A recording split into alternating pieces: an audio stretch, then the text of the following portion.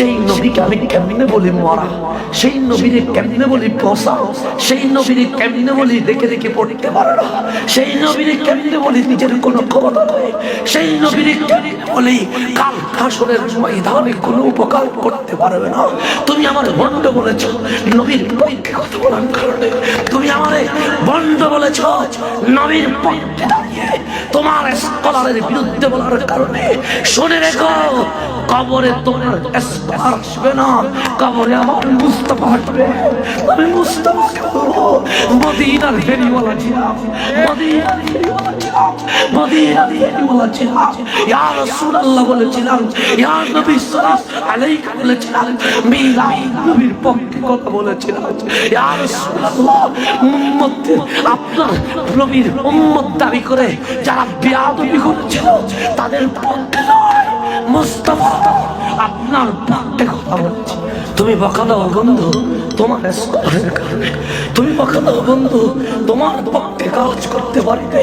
শুনে রেখো, কবরে তোমার স্কলার আসবে না, কবরে আমার রহমতে আলম আসবে।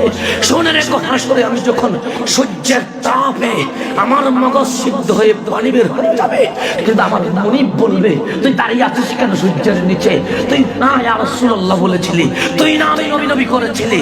আয়, তোর বাবা তোর পরিচয় দেয় নাই, তোর মা তোর থেকে দূরে সরে গেছে, তোর ভাই তোর পরিচয় দেয় নাই, আজকে তোর কেউ যখন নাই, তোর মনে বুকটা খুলে দিয়েছে, আয় তোর আমি পানি পান করায়া দিব। আমি কি ওই নবীর পক্ষে কথা বলবো না? আমি কি ওই নবীর পক্ষে দালালি করবো না? আমি কি ওই নবীর পক্ষে গিয়ে বেয়াদব রাসূলের বিপক্ষে বলবো না? মুনাফিকরা আমার নবীর এলম নিয়ে কথা বলা শুরু করে। কোন নবী বলে জানলে কই আমাদেরকে তো চিনতেছেন। আমার নবী শুনে অন্তরে ব্যথা লেগেছে।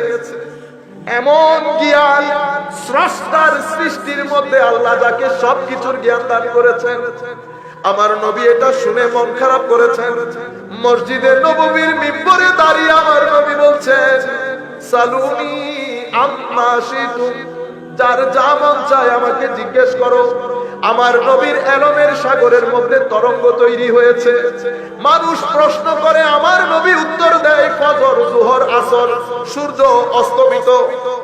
এমন অবস্থায় ফারুক আজম দাঁড়ালেন, দাঁড়িয়ে হাঁটু গেড়ে বললেন, বিআবি আনতা ওয়া উম্মি ইয়া রাসূলুল্লাহ।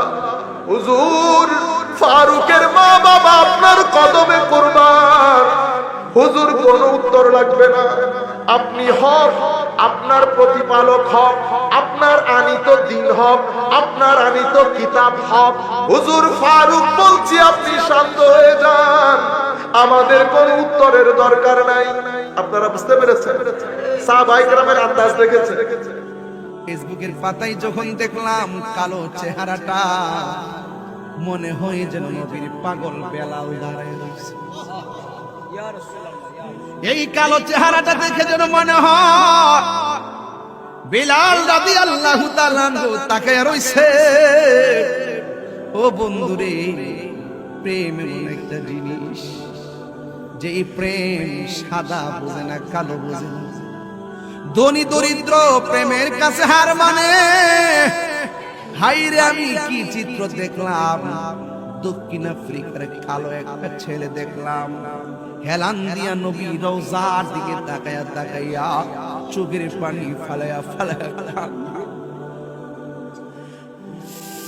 এই কালো ছেলেটা হেলান দিয়া নবীর সবুজ গম্বুজের দিকে তাকাইয়া চোখের পানি ফালায়া ফালায়া কান্দা কান্দা নবীর জানান দিতেছে, নবী গো,